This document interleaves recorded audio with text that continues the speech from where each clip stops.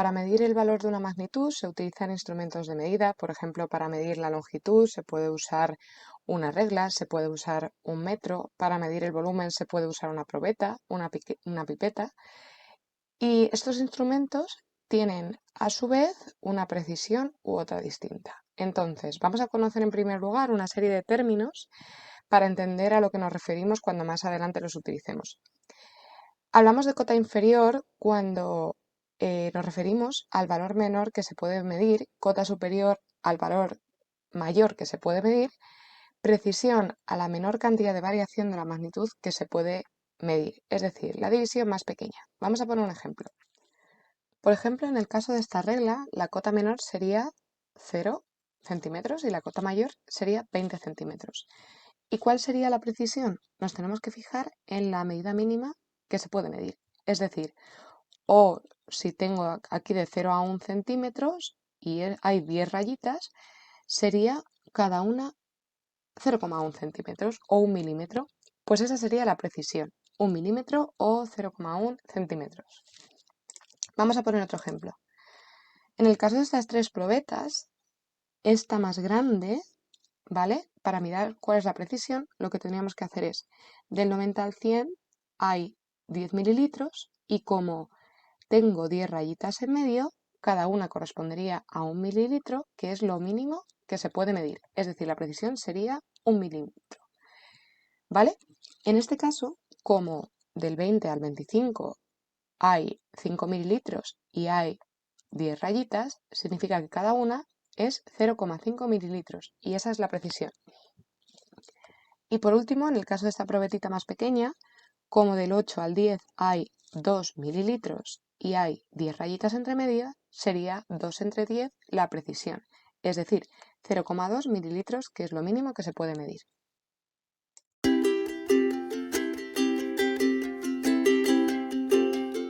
Y vamos a explicar ahora otro concepto que a veces se confunde con la precisión, que es la exactitud, que es la capacidad del instrumento para dar el valor verdadero de la medida. Es decir, cuánto se acerca el valor de mi instrumento al valor real. Por ejemplo, imaginaos que yo tengo una pesa que sé que tiene una masa de 30 gramos, ¿vale? Porque me lo pone en la caja.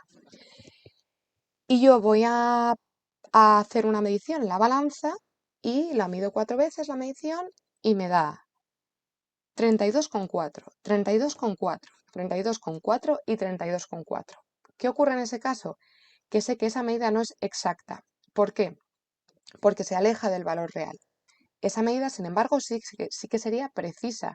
¿Por qué? Porque he medido las 4 veces y me ha dado lo mismo. Entonces, sabemos que es un error en el instrumento. Sabemos que el error que se produce es porque está desajustada la balanza, ¿vale? Vamos a ver la diferencia entre las dos con un dibujo que se entiende muy bien. Imaginaos que si yo hago esas 4 medidas y esas 4 medidas me dan, por ejemplo, imaginaos 30,0, 30,0, 30,0, 30,0, sería un método exacto y preciso. Exacto porque me da exactamente el valor de la pesa y preciso porque todo el rato me ha dado las 4 medidas. En el caso que acabamos de explicar, 32,4, 32,4, 32,4, 32,4, sería un método preciso porque todas las medidas me dan el mismo valor, pero sin embargo sería un método inexacto porque ese valor se aleja del valor real.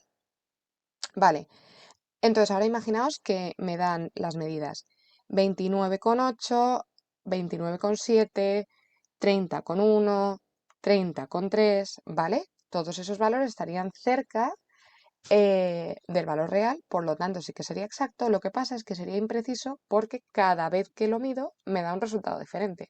Y luego ya lo último que me puede pasar es que sea inexacto e impreciso. Es decir, que una cifra me dé 37,2, otra 29,7, otra 30,1, ¿vale? Que me den muy diferentes y además lejos del valor.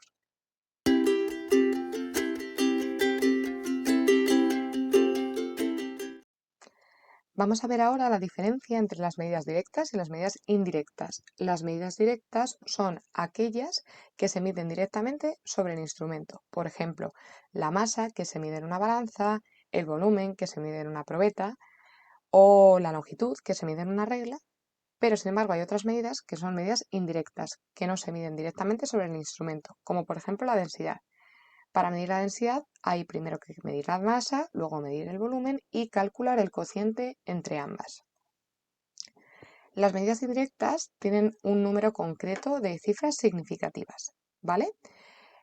Ese número concreto de cifras significativas corresponde al número menor de cifras significativas que tienen sus correspondientes medidas directas. Me explico.